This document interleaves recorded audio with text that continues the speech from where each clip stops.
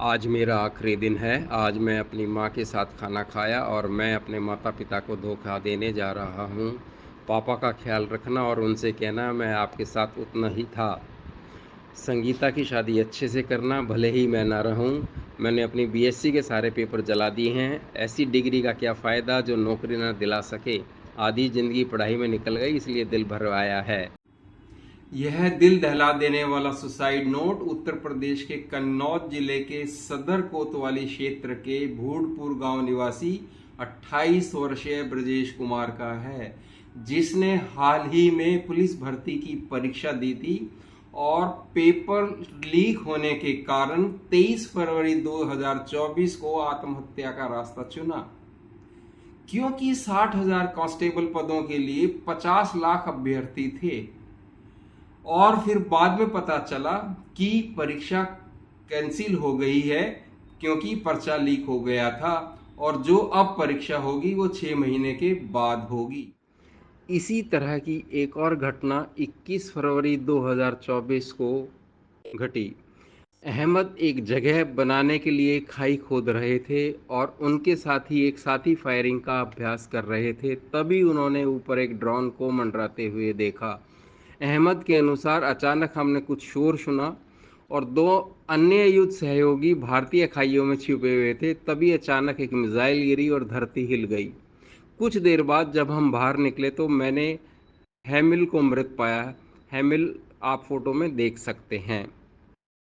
हैमिल की कहानी भारत के सपूत के अपनी मातृभूमि के लिए बलिदान की नहीं, बल्कि बेरोजगारी और गरीबी से जूझ रहे 23 वर्षीय हैमिल की सच्चाई है, जिन्होंने युद्ध सहयोगी के रूप में रूस यूक्रेन सीमा पर अपनी जान गंवा दी। मीडिया रिपोर्ट के अनुसार हैमिल के पिता अश्विन भाई ने कहा कि आर्थिक तंगी के कारण परिवार ने उन्हें रूसी सेना में जाने की अनुमति दी थी ताकि वह कुछ पैसा कमा सकें। हैमिल की तरह कई अन्य भारतीय बेरोजगार युवा भी रूस में काम कर रहे हैं। पिछले वर्ष रूसी सेना में कम से कम 100 भारतीयों को भर्ती किया था, जो विशेषकर उत्तर प्रदेश और गुजरात जैसे राज्यों से हैं। बेरोजगारी से पैदा हुई यह दुर्दशा अगर कुछ चंद घटना ही होती तो हम उन्हें नजरअंदाज कर सकते थे, लेकिन यह कहानी देश भर के करोड़ों बेरोजगार युवाओं की है और उनकी दर्दनाक स्थिति का आईना है। आज भारत में फैल रहा बेरोजगारी का वायरस हमारे समाज के लिए कोविड-19 से भी ज्यादा खतरनाक बन चुका है, क्योंकि इसका असर सिर्फ युवा पर ही नहीं परंतु उसके परिवार और पूरे समाज पर पड़ता है। 2019 में 3 करोड़ लोग बेरोजगार थे। फिर महामारी ने इस स्थिति को और भयानक बना दिया और महामारी के दौरान करीब 1 करोड़ लोगों की नौकरियां गई और इसका असर सबसे ज्यादा small and medium enterprises companies के ऊपर पड़ा है, जहां सबसे ज्यादा लोग बेरोजगार हुए हैं। महाकवि बथियार ने कहा है कि जब एक भी व्यक्ति भोजन के लिए भूखा हो तो वह ब्रह्मांड को जलाने का साहस कर सकता है। These were the Indian values. They were respecting the human life. CMI के कंज्यूमर पिरामिड हाउस होल्ड सर्वे के अनुसार भारत में बेरोजगारी की दर मई 2024 में 7% से बढ़कर जून 2024 में 9.2% हो गई है। शहरी भारत के साथ साथ ग्रामीण भारत में भी बेरोजगारी में वृद्धि हुई है। 2019 में बेरोजगारी की दर अनएम्प्लॉयमेंट रेट 5.8% था, जो 2020 में बढ़कर 8% हो गया। 2021 में फिर ये नीचे आता है, बिकम अबाउट 5.88% और 2022 में भी उसके आसपास स्थिर रहता है। 2023 के आते आते ये 7.33 तक चला जाता है और अब 2024 जून में अनएम्प्लॉयमेंट रेट इज 9.4%। ऐसा नहीं है कि सिर्फ निचले स्तर की नौकरियों पर ही खतरा है। आज का युवा अगर शिक्षा प्राप्त करके इंजीनियर बन भी जाए तो उसे नौकरी नहीं मिलती। कुछ समय पहले पुणे के इंजीनियर पद के लिए 3000 इंजीनियरों के वॉक इन इंटरव्यू के लिए आवेदन किया था। कुछ टाइम पहले रेलवे में सिर्फ 90,000 नौकरियों के लिए लगभग 3 करोड़ लोगों ने अप्लाई किया था, जबकि उत्तर प्रदेश में चपरासी की नौकरी के लिए जो 62 पद थे, ओनली फॉर 62 पोस्ट, और जिसकी क्वालिफिकेशन 5th पास थी, 90,000 लोगों ने अप्लाई किया था। लेकिन अप्लाई करने वालों को देखकर चयन बोर्ड के सदस्य भी दंग रह गए। 62 पदों के लिए 50,000 कैंडिडेट, जिसमें से 28,000 पोस्ट ग्रेजुएट, और तो और जिसमें 3,700 पीएचडी डॉक्टरेट। ये हालत है हमारे देश में बेरोजगारी की। 1980 के दशक में बेरोजगारी, यूनियन की हड़ताल, यूनियन स्ट्राइक और लेबर प्रॉब्लम्स बहुत कॉमन था। लेकिन अब बेरोजगारी पिछले एक दशक में खास तौर से बहुत बड़ा कारण बन गया है। राजनीतिक कारण भी है, सामाजिक कारण भी है, नेशनल रीजन भी है ये, जिसके ऊपर सरकार को गंभीरता से विचार करना चाहिए।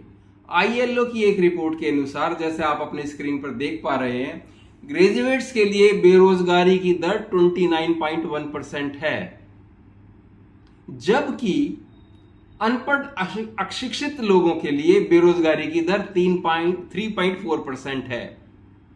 That means graduates, educated people are almost 9 times more unemployed than the uneducated people. बेरोजगारी है क्यों? इसके क्या कारण है? जब हम बेरोजगारी के बढ़ते बेरोजगारी के कारणों की हम बात करते हैं, तो उसमें to the best of my knowledge 3 basic reason सामने आते हैं। सबसे पहला रीजन है हमारा स्किल गैप का होना। That means required skill for a job is not there. I mean, there is a gap between the required skill and the available skill. So we have to create some mechanism at the government level, at the universities level, so that that gap can be reduced, that can be fulfilled. दूसरा सबसे बड़ा कारण है population growth. हर साल लाखों लोग market में आ रहे हैं, जॉब ढूंढ रहे हैं, वो ऐड हो रहे हैं कंटिन्यूअस प्रोसेस में। तो ये एक कॉम्प्लेक्स प्रॉब्लम है जो बेरोजगारी को लगातार बढ़ा रही है कंटिन्यूअस रेट पे। और तीसरा सबसे बड़ा कारण है एमएसएमई, जो सबसे बड़ा सेक्टर है एम्प्लॉयमेंट का, उसमें एक ईज ऑफ डूइंग बिजनेस का ना होना है, जिसकी वजह से एम्प्लॉयमेंट जनरेशन वहां पर काफी कम है। डेवलपिंग इकोनॉमी में जनरली अगर हम देखते हैं तो प्राइमरी, सेकेंडरी, टर्शरी, प्राइमरी में सबसे कम, सेकेंडरी और टर्शरी में जहां पे मैन्युफैक्चरिंग है, जैसे मैंने अपने अभी बताया आपको, या सर्विस इंडस्ट्री है, आईटी बिजनेस है, आईटीईएस है, वो सब, उसमें सबसे ज्यादा रोजगार उत्पन्न किए जाते हैं। अब भारत की जो सबसे बड़ी प्रॉब्लम है वो मैन्युफैक्चरिंग इंडस्ट्री का कम हो जाना है। एग्रीकल्चर इकोनॉमी है हमारे पास, एक एग्रीकल्चर है, दूसरा हमारा सर्विस सेक्टर, जो सर्विस बेस्ड इकोनॉमी है वो बढ़ रही है, लेकिन मैन्युफैक्चरिंग जहां पे सबसे ज्यादा एम्प्लॉयमेंट जनरेशन होगा वो कम होती जा रही है। अब 81 करोड़ 35 लाख लोगों को रोजगार, राशन मिलता है, फ्री में राशन। ये खुश होने की बात नहीं है, ये बहुत दुख की बात है कि हम आजादी के 75 साल के बाद भी 82 करोड़ के आसपास लोगों को राशन दे पा रहे हैं, वो अपना पेट खुद नहीं भर सकते।